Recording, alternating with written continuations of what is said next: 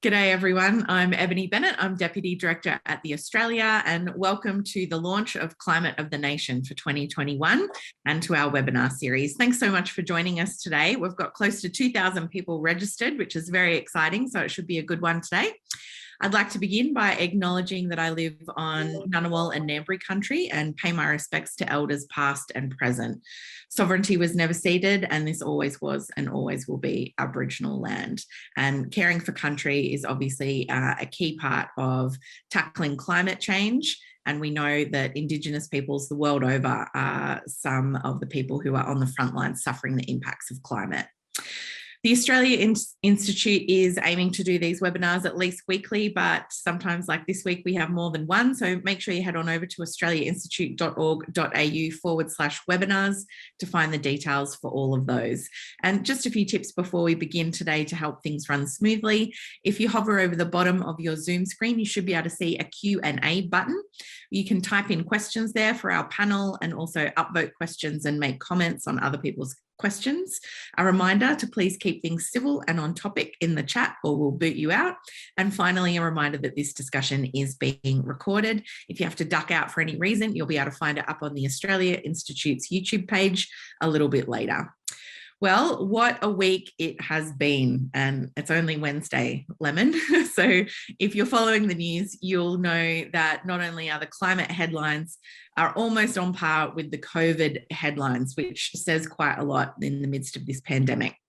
And it's with good reason. It's less than 3 weeks until representatives from nearly every country on Earth will converge for what's being described as the most significant climate event since the 2015 Paris Agreement. And the outcomes of the Glasgow summit, known as COP26, will help shape the fates of billions of people for decades to come. So it's no wonder we're being confronted with a new headline or a new announcement just about every day on climate policy in Australia. Things are moving pretty quickly. And in the last 2 weeks, there have been announcements from state governments, from business, even from News Corp, announcing or calling for action on climate change, some with more credibility than others, shall we say.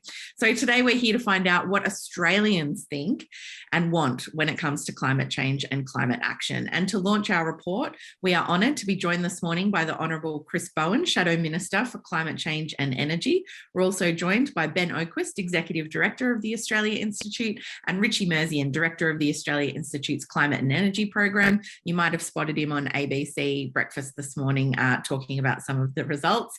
But Ben, if I can now hand over to you for a few introductory words. Yeah, thank you, Ebony, and thank you to the audience, to Ebony and our audience who together have created this lively webinar series that has brought together experts, world leaders, former prime ministers, Nobel Prize winners, wonderful Australians, politicians from all sides of politics across the aisle, Labor, Liberal, Green, Independent, to engage directly with you, the public, and I think genuinely help improve our democratic debates and helping protect our democracy at a time when democracies and democratic norms are under threat is something that we think is really important at the Australia Institute. It's something we're passionate about for a variety of reasons. Democracies are under a bit of strain and democratic norms. So congratulations to Ebony and our audience for being part of something that's not just really important to the Australia Institute, but I think Australia and its democracy.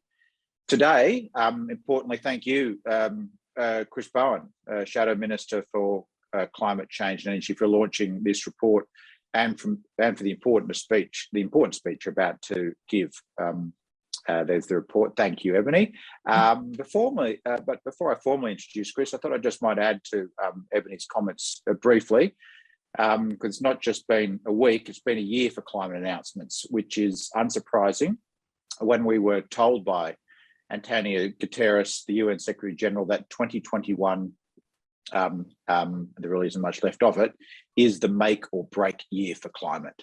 In April, President Biden called on world leaders to move quickly and to protect livelihoods as a moral and economic imperative when he spoke at the Leaders' Summit on climate. At that same summit, a number of countries officially announced that they had significantly increased their climate ambition. In May, the International Energy Agency laid bare, in no uncertain terms, a stark appeal to stop investment in fossil fuels or face a world beyond 1.5 degrees of warming. Just think about that. In August, the IPCC released its most comprehensive and authoritative review of the physical science of climate change to date, unequivocally linking fossil fuels with global temperature rises. While these reports and announcements are always sobering, they are no longer a surprise, and Australians are living with this. I imagine everyone here today is all too aware of the impacts of climate change. And each year, the Australian Institute looks into some of that. And since 2007, starting with the work of the Climate Institute, we have been tracking changing Australian beliefs and attitudes towards climate change, its causes, impacts and solutions. Climate of the Nation is Australia's longest continuous survey of community attitudes to climate change. The experiences of last year are reflected in our attitudes. It will not surprise you, in light of what I've just said, that concern about climate change is at an all-time high among Australians, and the intensity of that concern has increased. There is enormous appetite for leadership on climate change, something that most would agree is currently missing. More than 2/3 of the community want Australia to commit to net zero emissions and set targets to limit global warming to 1.5 degrees. I'll introduce Chris in just a moment, but before I do that, I'd like to take the opportunity to thank the Australian Museum, with whom we're partnering again this year to produce this report, and all the individuals and organisations, too many to mention here, that have supported Climate of the Nation. Also, just finally, thank you to the Climate Institute, or should I say the Climate Institute family. While the Institute does not exist anymore, its friends and family live on, I know, and some of you are tuned in today. Thank you for all the work in setting up Climate of the Nation all those years ago and allowing the Australia Institute to take it forward. Finally, a little bit of indulgence, if you please, to thank the amazing research and communication and organising team at the Australia Institute. Dordry Quick, the lead author of the report, and Richie Merzian for his amazing work as our Climate and Energy Program Director in particular. But it takes a whole team. So congratulations on a really important report this year and its ongoing legacy too. But to the star of the event today, Shadow Minister of Climate Change and Energy, the forming acting leader of the Labor Party, former Shadow Treasurer, and of course a senior minister in previous Labor governments with key portfolios in government, including as Minister for Small Business and Financial Services and as Treasurer of Australia in 2013. I point those key economic portfolios out for a reason, because I think, Chris, you seem perfectly positioned to be a leading climate and energy spokesperson and potentially a minister in the future, depending on what some of our listeners decide to do with their vote later this year or next year. But the perfect spokesperson for climate, because as you know, around the world, this is where the economic action is in the decarbonisation agenda. You've been skillfully crafting a climate, economic and jobs message and narrative, and we're really looking forward to hearing more of that today.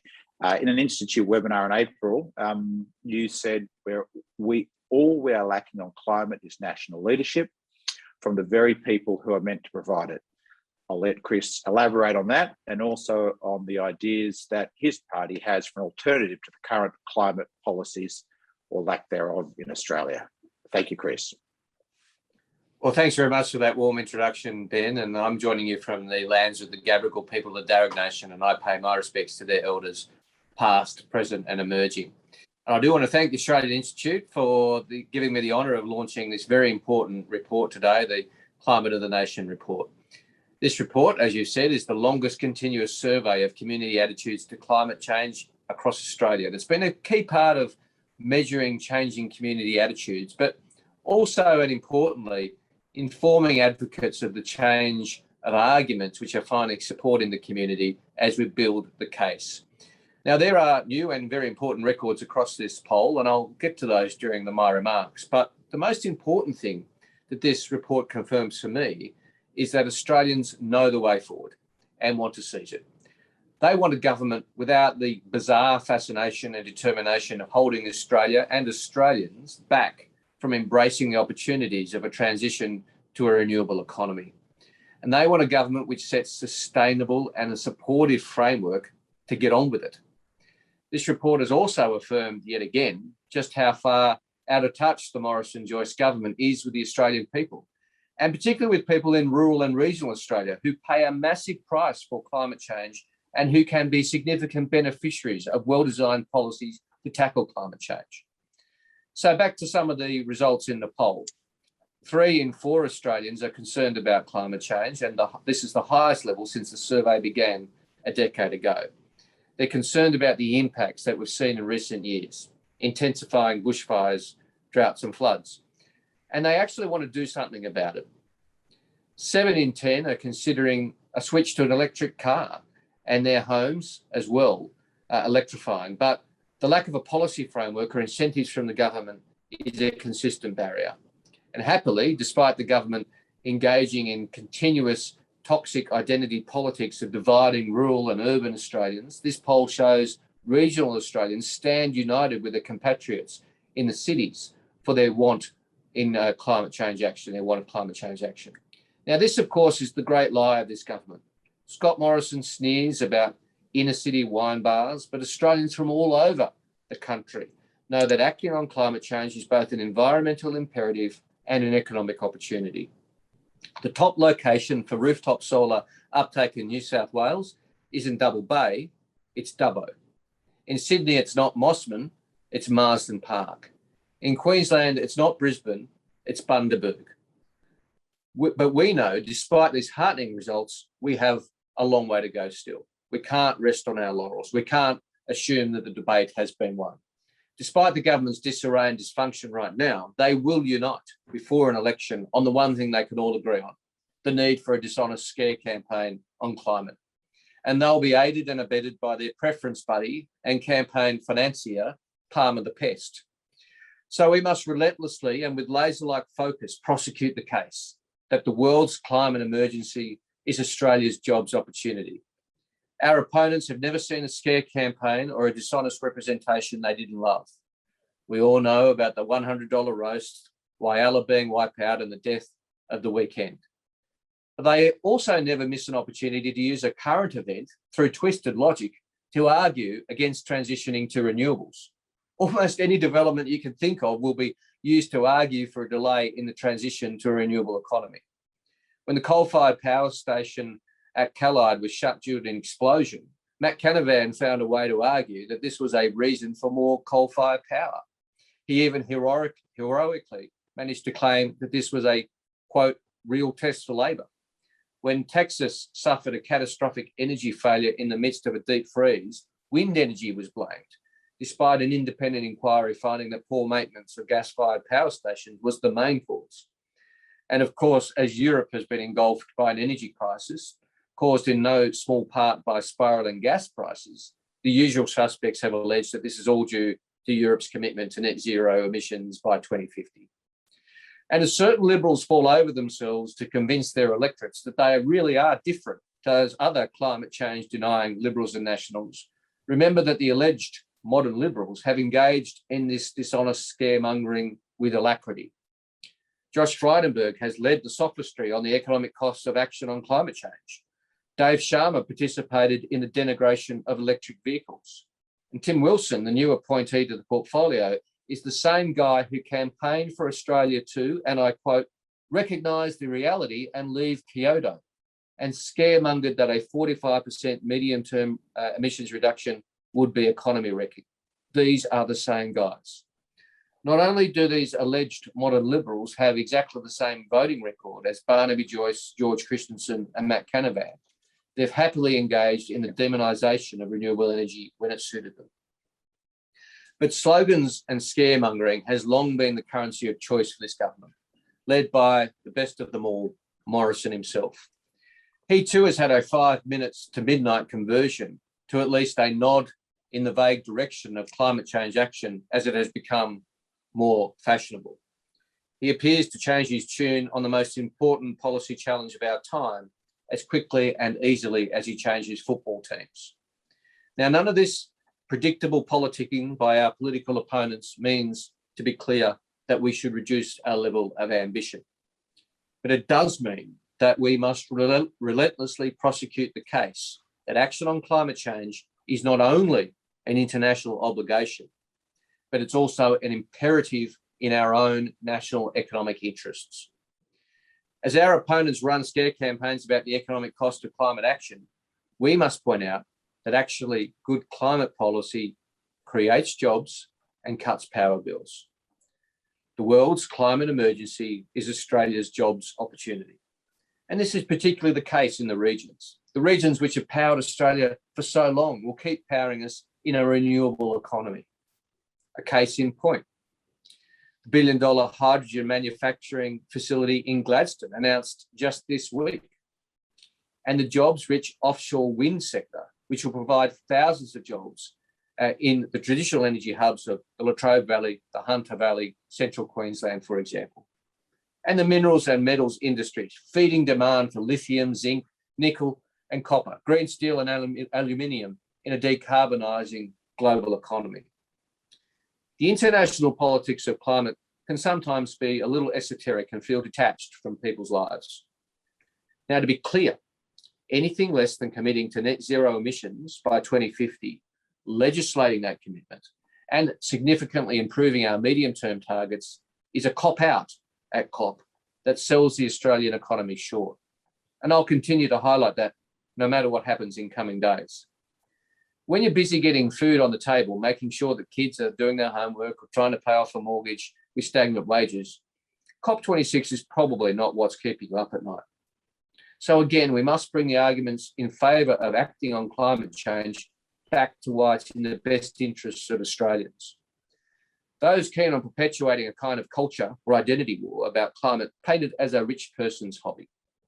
But it's your Darryl Kerrigans, not your Chris Hemsworths, that stand to benefit from lower energy bills thanks to renewables, electric vehicles and energy efficiency.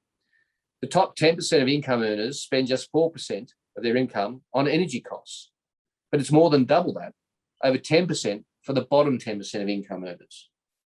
Western Sydney, home to 2.5 million people, including myself and my family, has been copping the impact of increased heat waves over summer. Up to 100% more energy is used to cool households in the west of Sydney than the east. So Morrison and Joyce's furphy that climate and energy only interests the wealthy inner cities is not just a dishonest ploy to justify inaction. It's also another way that Australians have been neglected.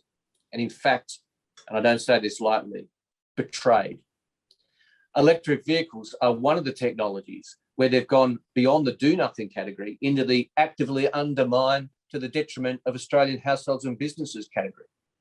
Low emissions vehicles like battery electric, plug-in hybrid and fuel cells save households and businesses thousands of dollars in running costs. So while Morrison was falsely bleating about people having no choice in what car they drive and EVs being a plaything of the rich and famous, it was in fact his policy vacuum reducing choice and increasing costs for Australian households.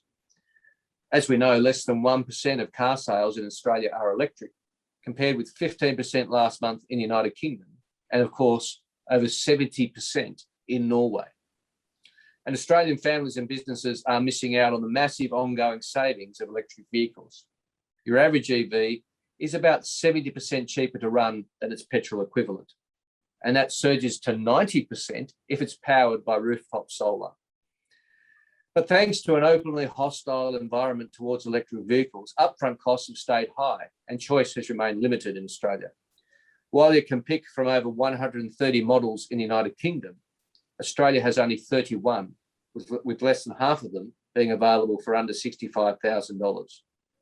What's different between the United Kingdom and Australia? Policy settings. And in the race to secure globally sought after affordable models, Australia doesn't get a look in with car makers. I'd say the lack of any electric vehicle strategy and the country's Prime Minister actively campaigning against the technology hasn't helped. Today's poll reveals that 2 in 3 Australians will consider buying an electric car, and it also indicates Australians are crying out for a government to fill the policy vacuum. Households and businesses should be able to choose between a wider variety of vehicles at a lower cost. So an Albanese Labor government will deliver a comprehensive policy, our electric car discount, to bring down the sticker costs of electric vehicles by cutting inefficient taxes. It's a great technology that's already available, and yet Morrison and Taylor insist on slugging Australians with inefficient taxes to keep the price up. So much for technology, not taxes. We will exempt fleet vehicles, and that's half of new car sales, from fringe benefits tax when they buy an electric vehicle, and cut the 5% import tariff on eligible vehicles. On a $50,000 car, that adds up to $11,000 in savings on the purchase price. And we'll be doing a lot more too, like our Rewiring the Nation Fund, which will partner with the private sector to modernise the electricity grid off the back of our energy market operators' blueprint for a renewable future, unleashing investment and jobs right across the country. We'll deliver 400 community batteries across Australia to store power for up to 100,000 homes, further driving down bills, providing opportunities in new industries with $100 million to support 10,000 new energy apprentices, and investing in the technology and sovereign capability for low emissions and renewable manufacturing through our National Reconstruction Fund. That's what we've already announced, but there's plenty more to do, and plenty more that we will announce ahead of the next election. And I'll just finish with one more insight from the report, and that is that more than 2/3 of Australians think we should be a world leader in finding solutions to climate change. I agree with them. In fact, we already have been, of course, with Martin Green and his team at the University of New South Wales, for example, revolutionising the technology behind solar panels, now employed the world over. But as an economy, we've missed out on the benefit of manufacturing those products here and exporting them to a world hungry with demand. We used to be a country that made things. We can and should be again. And renewable manufacturing can and should be at the core of our manufacturing recovery. But to seize an opportunity, you have to recognise it exists. We're 8 years down and there's still no plan for Australia's climate and energy under this government. They've had 21 energy plans and they want us to think that the 22nd go will be the one that they get right. It's always too little too late with Scott Morrison and Australians that pay the price for his failures. The global race to seize the opportunities of a decarbonising global economy has well and truly begun. And our federal government hasn't even been at the starting blocks. Today's report is a reminder that the Australian people are raring to go. I'm delighted to be able to join with you in launching this important report today, and again, congratulate the Australia Institute on it. And I look forward to helping unleash our nation's potential as a climate superpower, a clean energy superpower, as Minister for Climate Change and Energy under the Albanese Labor government. Thanks for your time today.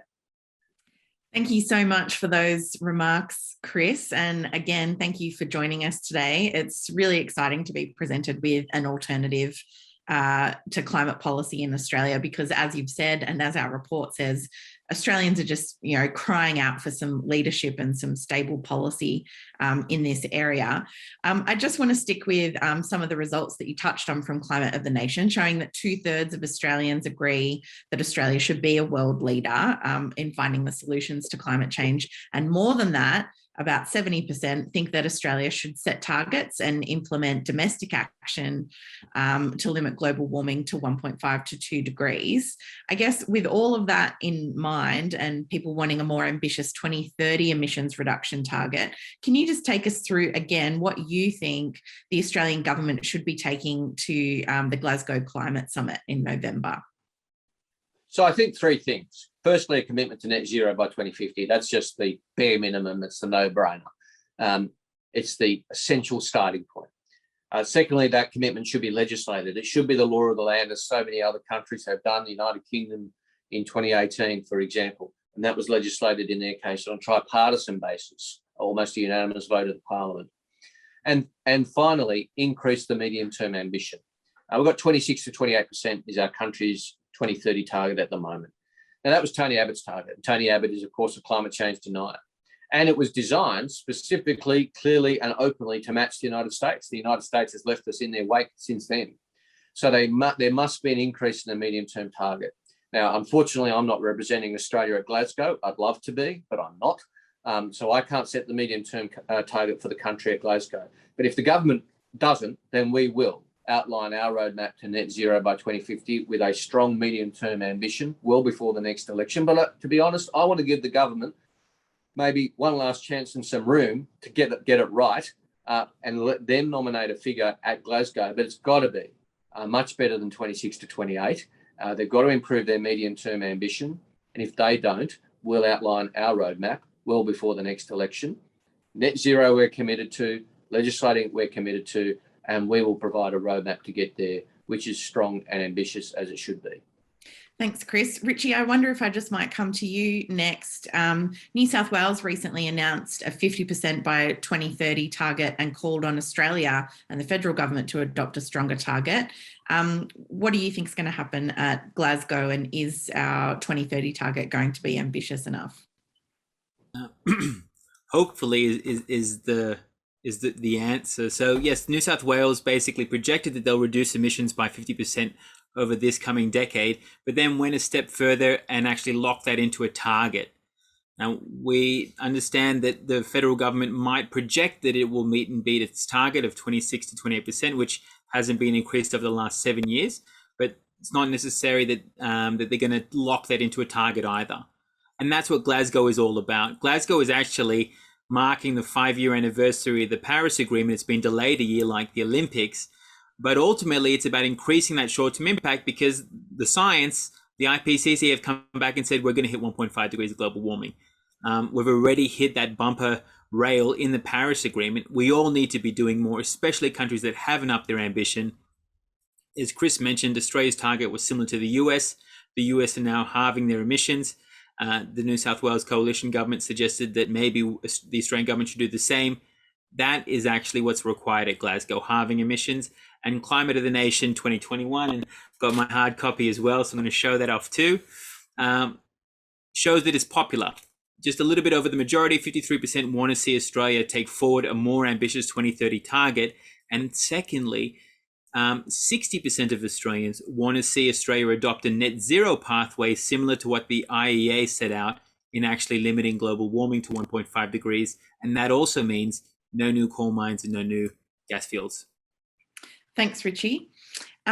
Chris, coming back to you, you touched on the strong appetite there is for Australians to electrify their homes in Climate of the Nation.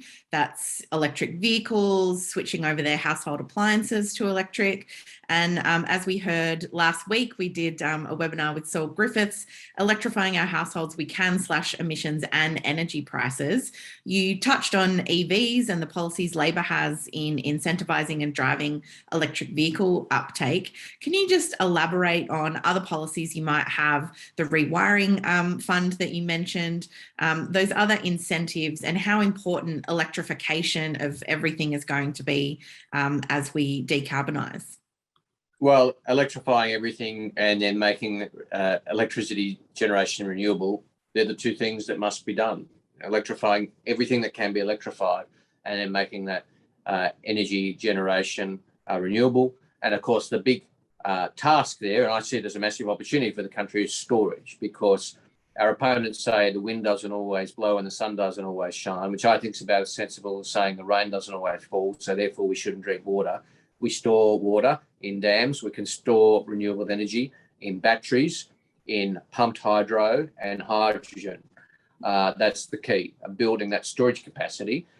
Batteries are great for the short term. The other two technologies are better for the longer term, for when we have something called Dunkelflaute, which is German for funnily enough, for a long, cold, windless winter. It can happen, and we've got to prepare the system for that. That is not a reason not to engage in renewable energy. On the contrary, it's a reason to spend massively on storage. But you asked me about a couple of our policies, and I'll just briefly expand on a few of those that we've already announced. So you're right, we've announced our electric car discount. We'll have more to say about electric vehicles and a national electric vehicle strategy, but we've started to announce the first elements of that. But secondly, the Rewiring the Nation policy. Look, it's not the sexiest policy you'll ever hear of. You won't see it on the front page, but it's very, very important. Basically, we need a massive upgrade to the transmission grid to get the renewables from where they'll be generated, which is primarily the regions where they have the space to generate renewable energy, they have the access to the grid, etc., to get that to where we consume energy. the big industrial estates, the houses, the big capital cities, the suburban landscape. At the moment, the grid can't cope. And we're already seeing large-scale renewable installations slow down, which is outrageous because the grid can't cope.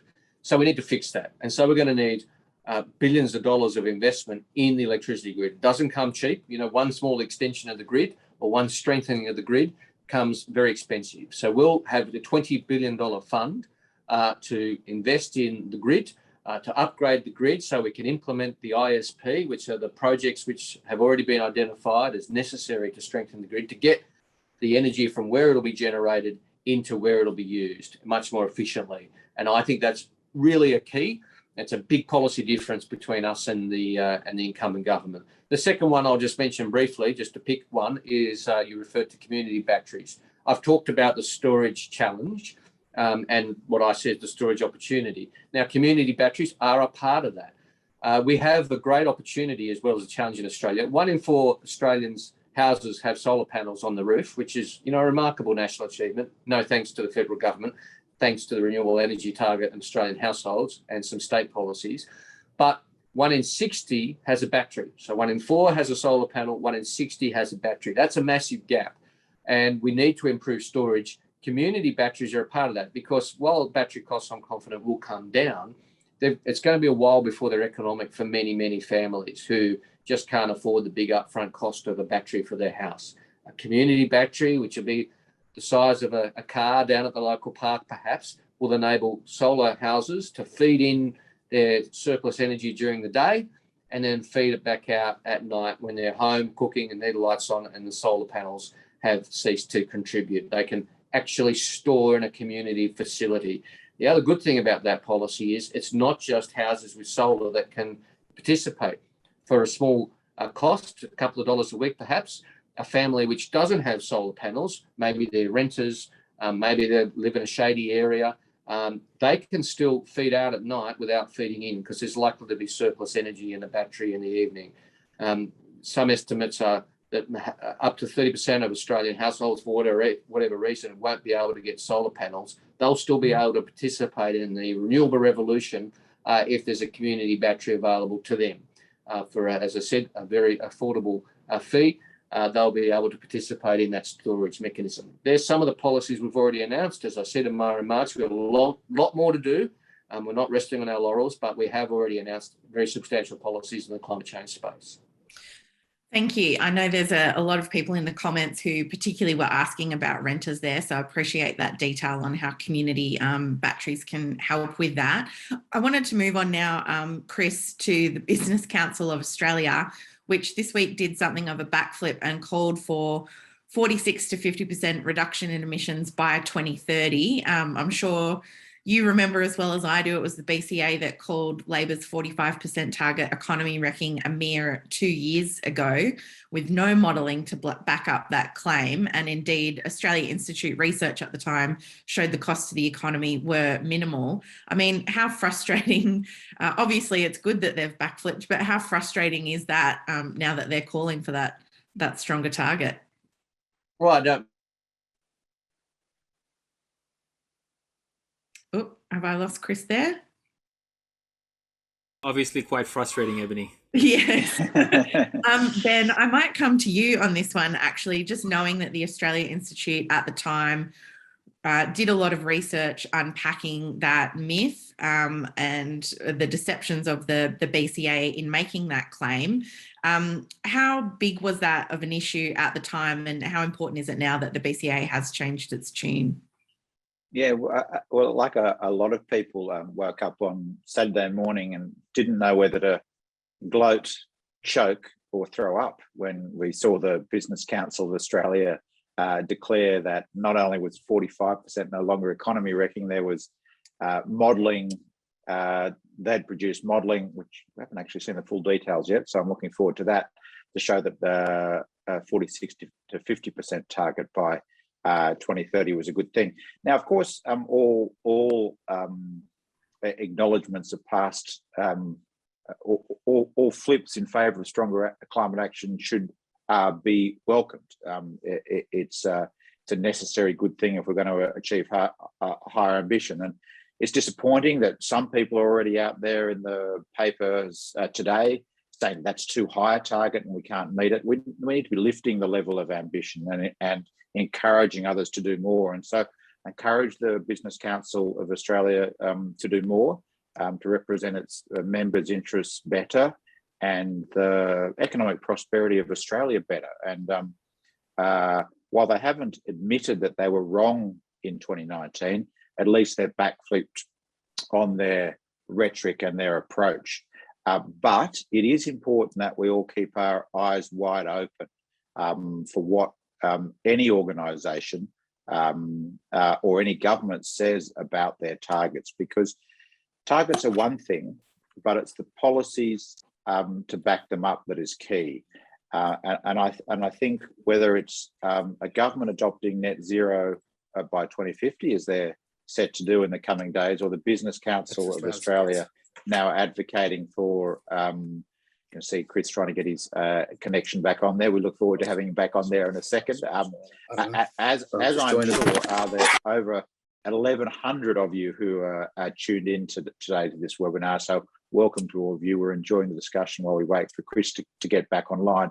But it's important, going back to what I was saying, that whoever is advocating for a new increased target, whether it's net zero by 2050 by the federal government or the BCA, that their plans have integrity. And I think that's the key thing to watch out for in the debate coming up, whether it's the Business Council saying 50% by 2030. What do they actually mean by that? Do they mean a genuine decarbonisation of the economy and a transformation of our energy sector? Or when it comes to the government's net zero by 2050, do they actually mean retiring coal faster and addressing the decarbonisation of our industry? Because otherwise, it can be a bit of a smokescreen and greenwashing. I think we've got Chris back on the line. I think we might do, and off mute as well. Chris, we were just talking about the BCA before we lost you. Yeah, sorry about that. It's not only global warming we have to worry about. We have to worry about Zoom overheated and turn itself off. So there you go. That's the life we're living at the moment. I was just going to say about the BCA. Yes, I am frustrated about that. But we have a choice. We can be angry and annoyed and frustrated at them for being so late to the party, or we can focus on the fact that they've arrived. I'm going to choose to focus on the fact that they've turned up at the party. Maybe it's late, and that's very frustrating for those of us who've been prosecuting this case for a long time. But let's focus on bringing them with us, working with the business community to exercise those opportunities that are the world's climate emergency. I think it's going to be harder for the government to engage in that scare campaign about job losses when the BCA's evidence is so clear and the report is so clear. So I welcome the BCA to the broad coalition of those of us arguing for very strong action on climate change in Australia. Keeping on that theme, Chris, and of being late to the party, News Limited and News Corp has also changed its tune a little bit this week. And in Climate of the Nation, almost half of people agree that there are too many conflicting opinions for the public to be sure around claims made around climate change. How problematic has misinformation been in advancing climate action, particularly in Australia? And what do you make of that News Corp shift? Well, look, again, I'm just going to welcome any transition or any change to support a better position, regardless of how frustrating it is, regardless of what has motivated it. We've got to take it and run with it. Misinformation and disinformation has been and will continue to be a big problem. We cannot just, assure ourselves that now the Business Council and News Limited is to varying degrees, and still early days, come on board. We'll see how people react to different policy announcements that everybody makes in the election campaign. But we can't just assume that means, that means a whole bunch of people will now support action on climate change. We have to, those of us arguing for an ambitious climate change policy, have to counter the misinformation. It will still be there. Clive Palmer will be spending his millions at the election campaign. He's a climate change denier. As annoying as his ads are to all of us and his text messages, he perpetrates disinformation quite effectively. And it's been about vaccines up until now. It'll be increasingly about climate change in the election campaign, I venture to predict. So there's a lot of millions behind that, and that effectively is a campaign arm of the government, regardless of what they announce today or tomorrow. Clive Palmer is a campaign arm of the Liberal and National parties arguing and spending money against a change of government and with disinformation. So whenever we see disinformation, we have to call it out. In the old days, there was a little bit of a political conundrum. Do you even mention it because it gives it attention? I think now I've reached the view, and having thought about it a lot in the world of social media, you've got to call it out because it'll be wildfire on Facebook. You've got to see it, call it out, correct it every time. And that's certainly what I'll be doing. And I'll encourage the 1,000 people on the call today to do, because together we're a very, very powerful fact-checking and correction of misinformation unit. Yeah, that's a really good point. And we do have over 1,100 people on the line with us today. Thanks everyone for joining us. Excuse me. I am going now to questions from the audience. The first one is from Maxine Barry. They ask, wondering what will Labor's attitude be to the Zali Steggall's bill, which I hear she is reintroducing. So I've discussed Zali's fine contribution to the public debate, and it should be debated in the Parliament, and we should get the chance to vote on it. But the fact of the matter is, we won't. And the fact of the matter is, and Zali knows this, and this is not being disrespectful to Zali, it's just a statement of fact. Only government legislation gets voted on and debated in federal Parliament. So when a private member moves a bill, it's almost a symbolic thing. It's not going to come for a vote.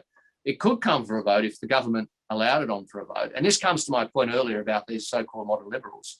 The most senior Liberal on the committee to determine the recommendation about whether Zali Steggall's bill will be voted on is Trent Zimmerman, the member for North Sydney, who claims to be one of these modern Liberals and different.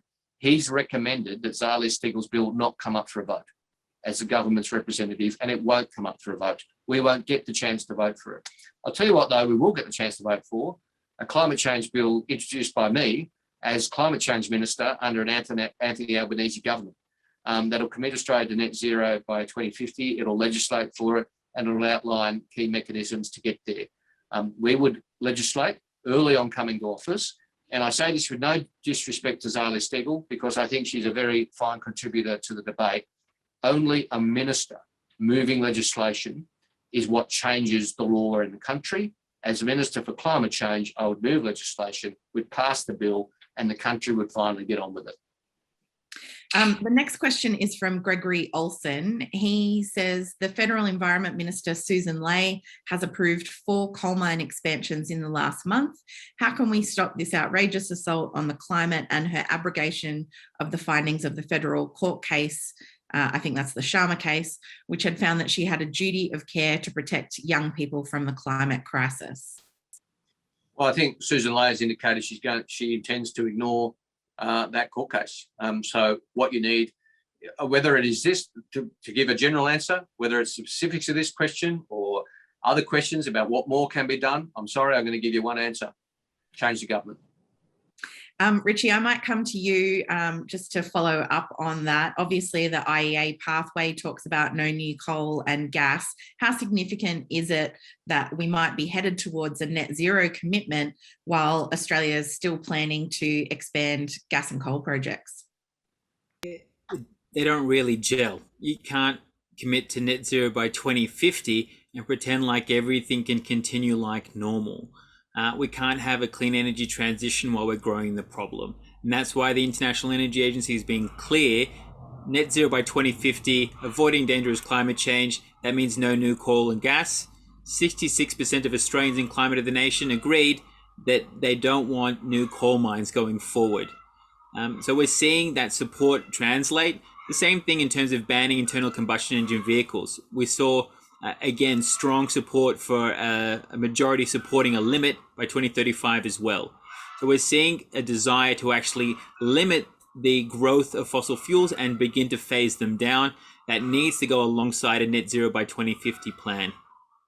Thanks, Richie. I can hear your chooks in the background again. Chris, the next question. My chooks, I'm in my office. My chooks are at home, so they're definitely not mine. The next question is from Jim Allen. He says, the Minister Angus Taylor has spurned the BCA proposal to tighten up the safeguard mechanism and dubbed this as a carbon tax by stealth. What is Labor's response to this, and can we move past the Abbott era culture war and have a policy literate debate? That might be a strong hope there from Jim, but what's your response? Let's give it a good go. I think, Jim, it's important to remember just the context of the safeguards mechanism and how we got here. The safeguards mechanism is Liberal policy. It was created by the Liberal Party when they abolished the carbon price. They said, well, we'll abolish the carbon price, but it's okay, we'll have this safeguards mechanism, a safeguard, a safety rail to ensure that emissions don't go up under big industrial polluters. But now, Angus Taylor's sort of illogical sort of position is, yeah, we've got the safeguards mechanism, but the good thing is it's not effective. It's completely useless. That's basically his policy position. It's wonderful we've got it, and it's wonderful that it's useless. Pretty ridiculous argument. We haven't announced a safeguards policy, and I'll continue to look at various options across the board. But what the BCA is proposing, those socialists down at the Business Council of Australia, is not a carbon tax. Let's be very clear. There are such things as carbon taxes. They exist. They can exist. The safeguards mechanism policy, which is a tweaking or a change proposed, more than a tweaking, but a change proposed by the BCA, is not a carbon tax. And if we're going to have a debate about the way forward, as Jim says, let's base it on facts and evidence. Richie, is there anything that you would like to add to that? Just that the safeguards mechanism to date has been a major failure. The whole point was to cap the emissions from major polluters across the country, and we haven't seen that. I mean, there's actually a good reason why the National Farmers Federation are now arcing up about major changes to land use being the source of emission reductions for the last 30 years, because our energy sector has gotten more carbon intensive. We're using more fossil fuels. We haven't transitioned, and if the safeguards was working, we would get there. And so that's ultimately what we want to see. We want to see the energy sector transition down to net zero. And that can't be by offsetting using land use changes. That needs to be by decarbonizing. 100% clean energy, electrifying homes, electrifying vehicles, electrifying industry. That's what we need to do. Thanks, Richie. Chris, the next question for you is from Anne Wigglesworth. She says, why has Labor not supported the disallowance motion to stop the coalition from providing taxpayer subsidies of $50 million for fracking in the Northern Territory? And she also points out that that's against the wishes of the traditional owners. What's your response to that? Well, let me deal with Anne's question. I will in the specifics, but also let me just say something about gas more broadly, because it's a very controversial topic. I hope it's been displayed in my speech today and other places how passionate I am about moving to a renewable economy. We can be 100% renewable, we can be 700% renewable and exporting, but we have a big task ahead of us to build that storage. We could not do that tomorrow. We could not turn off the gas-fired power stations in Australia tomorrow. The economy and society would not cope without peaking and firming from gas. We are going to need gas in the system for the foreseeable future to peak and firm as we move to 100% renewables. And that's going to take some time to build that massive storage capacity, not just batteries for hours, but pumped hydro and hydrogen for weeks. That's the sort of storage capacity we need. And until we get that, we are going to need gas in the system. I'm not saying it's a transition fuel. I'm not saying it's carbon free. I am saying it's necessary for the foreseeable future. Now, if you accept that, you also accept the need to extract gas. And this, what we're talking about at Beetaloo, is an exploration process. It's not actually yet an extraction process. It's an exploration process to see what's there. Again, it's a very complicated debate, but gas has varying levels of carbon. There is some evidence to suggest that maybe the gas under the Beetaloo Basin is lower carbon than gas which is currently being extracted across the country. We're not opposed to that exploration occurring to assess, and 50 million is in keeping with what support governments have traditionally given, mainly to smaller explorers, not so much to big multinationals, but to smaller explorers. I understand it's controversial and not everybody agrees with it. There are things that we work closely with the Greens on. We're working closely to disallow the expansion of ARENA into fossil fuel technologies, which is illegal in our view. And call me old-fashioned, I think the Parliament should disallow illegal regulations, which Angus Taylor's regulation to do that is. But there are other areas where we take a different view, and the Beetaloo has been one of them. On traditional owners actually speak with different voices across the Beetaloo. There are some traditional owners in support and some traditional owners oppose. Thanks, Chris. Speaking or sticking with the subject of subsidies in general, the next question is from Jody Facina, who asks, how much will Morrison pay to get Barnaby Joyce's support for agreement on a coalition climate change policy? I know we've seen this week the floating of a $250 billion loan facility. Matt Canavan was talking about jacking up everyone's mortgages. How much do you think is on the line to get the Nationals across the line here? Jody, who knows? I don't know. Who knows what they're going to do? I mean, you read between the tea leaves every morning in the Australian about who says what. Bridget McKenzie this morning said, don't ask me, it's not National Party policy, it's Liberal Party policy. I mean, this is extraordinary. Cabinet ministers writing op-eds against each other. Where does this end? I don't know. I know, this is what I do know, Jody, and to all the viewers today, it's rural and regional Australia who will benefit from action on climate change, who can benefit from well-designed policies in agriculture, who can benefit from the investment in renewable technology, energy generation, in renewable manufacturing. I want to see us making more than 1% of Australia's solar panels here in Australia. And that would happen a lot in the regions if it happens. And it's rural and regional Australia that'll pay the price of carbon inaction, of climate inaction, through natural disasters, through bushfires, through drought, through falling farm productivity, falling farm profits. The National Party, while they're playing this game, pretending to extract money for the regions, is betraying regional Australia, This kabuki dance that we are forced to watch every day between the Liberal Party and the National Party is a betrayal of rural and regional Australia by the people who are meant to represent them, the National Party. Richie, did you have anything you wanted to add to that? Just if there's one thing that did increase clearly in Climate of the Nation, it's the unpopularity of a gas-fired recovery. We saw an increase in having a renewables-powered recovery, strong investment in renewables as the energy of choice. That went up 4 percentage points between last year and this year, whereas gas remained quite unpopular. Only 12% want a gas-fired recovery. The other thing to note is that gas hasn't also been popular as an energy choice in and of itself. It's constantly rates at the bottom when you do rank energy sources. And that's because gas hasn't also lowered electricity prices either. I mean, it's worth remembering gas supply tripled in the last decade or so and gas prices increased. So gas has also been an uneconomic investment for our electricity, for our energy, alongside an unpopular one. Thanks, Richie. I've got a couple of questions here, Chris, that stick with that idea of the subsidies to gas, but also the IEA pathway outlined and that Richie touched on of not approving new coal and gas. I just wonder if you can comment on Labor's policy on that IEA pathway and that call to stop approving new projects. So in relation, firstly, with Australia's domestic situation, and I agree with Richie about the gas-led recovery. Let me be clear, while I think gas will have to play a role for the foreseeable future in peaking and firming, there is no gas-led recovery. It is a fraud. Not one job has been created by this alleged gas-led recovery, not just one job will be. It's a slogan. And I think we saw the worst of that last week when the government invested in Andrew Forrest's power plant in the Illawarra and said it was a gas plant, when actually it's going to be a green hydrogen plant. They couldn't even bring themselves to admit they were putting money into a green hydrogen plant. They put out a press release saying it's part of the gas-led recovery. I mean, it was a lie. There's no gas-led recovery, and they're making up alleged gas projects to try and justify it.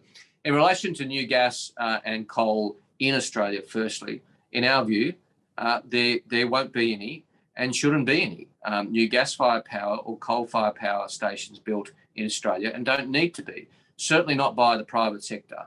We're opposed to the $600 million the government is spending on the new gas-fired power station at Kurri Kurri. We're opposed to it and we'll fight it. It's not necessary. There's a gas-fired power station existing, which the government doesn't turn on at Caloundra. So why we need a new one is beyond me. So we'll continue to oppose that intervention, which is propping up new gas-fired power. It's not necessary in Australia. If it was necessary, the private sector would get on and build it. There's a reason why the private sector is not. Same with coal. We have to be honest with people, including coal workers, and I am always honest. There'll be no new coal-fired power stations built in Australia. There doesn't need to be, and there shouldn't be. The government, pretends that there will be. has a $4 million fraudulent feasibility study into a new coal-fired power station at Collinsville, it's a fake. It's a fraud. It won't happen, in my view, and it certainly shouldn't happen. There should be no new coal-fired power stations built in Australia. That's a given. Now, in relation to coal exports, other countries are going to handle the transition, in their ways. And what I am prepared to do is go into coal communities and say, listen, the world is changing and decarbonising, and change is going to come, and we need to talk about diversifying our economy and creating new jobs. What I'm not prepared to do is go in and say, we're going to stop your mine exporting coal and somebody else is going to export coal to that coal-fired power station, which is going to continue. So emissions won't come down at all, but you will have to lose your job. That's not what I'm prepared to do. What I am prepared to do is talk about diversifying regional economies so that they can prepare for the inevitable decarbonisation of the world. Chris, there's another couple of questions that kind of stick with that theme of jobs in coal communities and other places where that transition is going to happen. You have focused a lot on the jobs opportunities, in particular for regional Australia. I just wonder if we could end on that note. Can you tell us a little bit more about what the plan is for, when you say you're going to be honest with coal workers, but also for regional Australia more broadly? What are the opportunities that Labor sees as part of this transition? Well, I see them probably in three parts. Firstly is renewable energy generation. As I said, the areas where we'll generate renewable energy are the regions, not the cities. Apart from the panels on our roofs, we don't have the space for massive renewable energy installations in our cities. We do in the regions. So that's where they'll be created. There'll be construction jobs, and there will be ongoing management jobs, running jobs, particularly around storage, because as I've said a few times, we need to massively increase the storage, and hydrogen is labour intensive, and also in ongoing maintenance. Take offshore wind, for example. Not only does it create a huge amount of energy, it's currently unlawful in Australia to have offshore wind, and we've been campaigning to change that. But it's energy rich because it's very windy off the coast. You can go higher, but it's jobs rich because they move so quickly. They need a lot of maintenance. You've got to have ships take the workers out to the turbines. It's jobs rich. So there's the energy generation. Secondly, there's the renewable energy manufacturing, which I want us to do more of in Australia. We put 60 million solar panels on our roofs in the last 10 years, and 1% of them have been made in Australia. That's unthinkable that we continue to do that, in my view. We can be creating, we effectively invented the modern solar panel at the University of New South Wales, and we're not making them here. That's got to change. Again, it'll be regional Australia, I think, which is well placed to take a big stake in that renewable energy manufacturing. And finally, it's just good energy policy leads to lower energy prices for manufacturers and industry more broadly in regional Australia. I was at a factory this morning in my electorate in Smithfield in Western Sydney, which has reduced its power bills by $250,000 a year by putting solar panels on the roof. But imagine what good, stable energy and climate policy could do for a manufacturing renaissance, including in rural and regional Australia, as well as the suburban industrial estates spread across our capital cities. Thank you so much. I'm afraid we're going to have to wrap it up there. I'm really sorry to everyone whose questions I didn't get to. There was a good one on Labor accepting donations from fossil fuel companies. There was ones on lithium mining and manufacturing batteries. So a lot of good questions that I didn't get to. I'm really sorry. We just can't get to everything. But I do want to thank Chris Bowen for his time today and for launching Climate of the Nation. You can find that report up on the Australia Institute's website, and I'm sure up on Chris's website will be a copy of his remarks to you here today. I want to thank our Executive Director, Ben Oquist, Richie Merzian, the Director of our Climate and Energy Program, and thanks to all of you who have joined us today and for your interest and ongoing support for Climate of the Nation. We really appreciate it. Please join us next week. We've got another 2 webinars on the Centre for Future Work at the Australia Institute is doing an important webinar on the casualisation of work. That should be a really interesting one. And on Thursday, we'll be talking about the rise of India and what that will do for geopolitics in our region. That'll be in partnership with Australian Foreign Affairs Journal. So look out for that. You can find the details on our website, and make sure that you're subscribed to our podcast, Follow the Money, that you can find that on iTunes or wherever you normally normally listen to podcasts, the new episode will drop later this afternoon. And in that, we'll be unpacking the new AUKUS Security Pact with the former ambassador to China, Jeff Raby, as well as our own Alan Beam. So thank you so much to Chris, Richie, and Ben. We really appreciate your time. Thanks, everyone, and we'll hope to see you soon. Thank you. Bye. Thanks, Chris. Pleasure.